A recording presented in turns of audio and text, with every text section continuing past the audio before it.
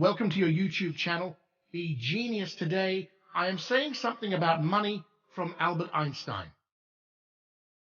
You've seen that in video thumbnail, then start, so I'm absolutely convinced that no wealth in the world can help humanity forward, even in the hands of the most devoted worker in this cause. The example of great and pure is the only thing that can produce fine ideas and noble deeds. Money only appeals to selfishness and always tempts its owners irresistibly to abuse it. Creating a new theory is not like destroying an old barn and erecting a skyscraper in its place. It is rather like climbing a mountain, gaining new and wider views, discovering unexpected connections between our starting points and its rich environment. But the point from which we started out still exists and can be seen, although it appears smaller and forms a tiny part of our broad view gained by the mastery of the obstacles on our adventurous way up. The secret to creativity is knowing how to hide your sources. If I were not a Jew, I would be a Quaker. The years of searching in the dark for a truth that one feels but cannot express, the intense desire and the alternations of confidence and misgiving until one breaks through to clarity and understanding, are known only to him who has experienced them himself. It followed from the special theory of relativity that mass and energy are both but different manifestations of the same thing. We should be on our guard not to overestimate science and scientific methods when it is a question of human problems, and we should not assume that experts are the only ones who have the right to express themselves on questions affecting the organization of society. It is my inner conviction that the development of science seeks in the main to satisfy the longing for pure knowledge. No fairer destiny could be allotted to any physical theory than that it should of itself point out the way to the introduction of a more comprehensive theory in which it lives on as a limiting case.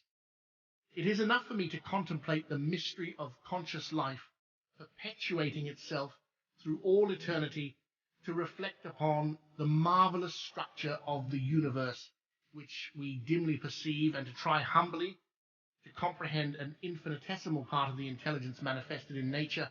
I do not much believe in education. Each person ought to be his or her own model, however frightful that may be. 100 times every day I remind myself that my inner and outer life are based on the labors of others. It is this mythical, or rather symbolic, content of the religious traditions which is likely to come into conflict with science. This occurs whenever this religious stock of ideas contains dogmatically fixed statements on subjects which belong in the domain of science, something separated from the rest, a kind of optical delusion of consciousness. Our task must be to free ourselves from this self-imposed prison, and through compassion to find the reality of oneness.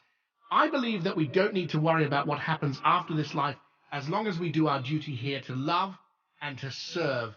As for the search for truth, I know from my own painful searching with its many blind alleys how hard it is to take a reliable step, be it ever so small, towards the understanding of that which is truly significant.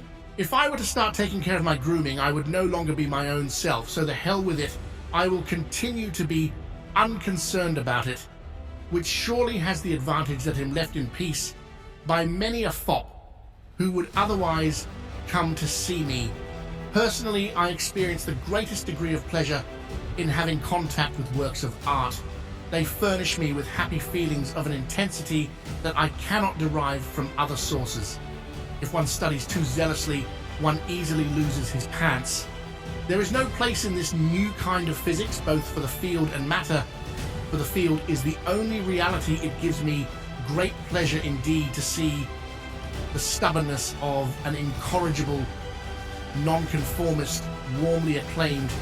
Necessity is the mother of all invention. I get the most joy in life out of music. You might as well not be alive if you are not in awe of God. I prefer an attitude of humility corresponding to the weakness of our intellectual understanding of nature and of our own being. Rejoice with your family in the beautiful land of life. A photograph never grows old.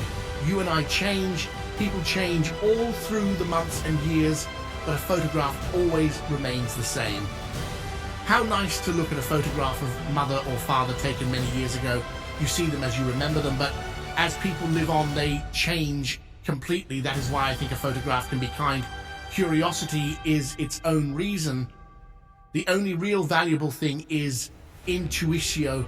So my lovely friends, this video I'm not making long, I'm finishing it here, and this is my first video. If I do any mistakes, then tell me on comment section. I will try to solve it.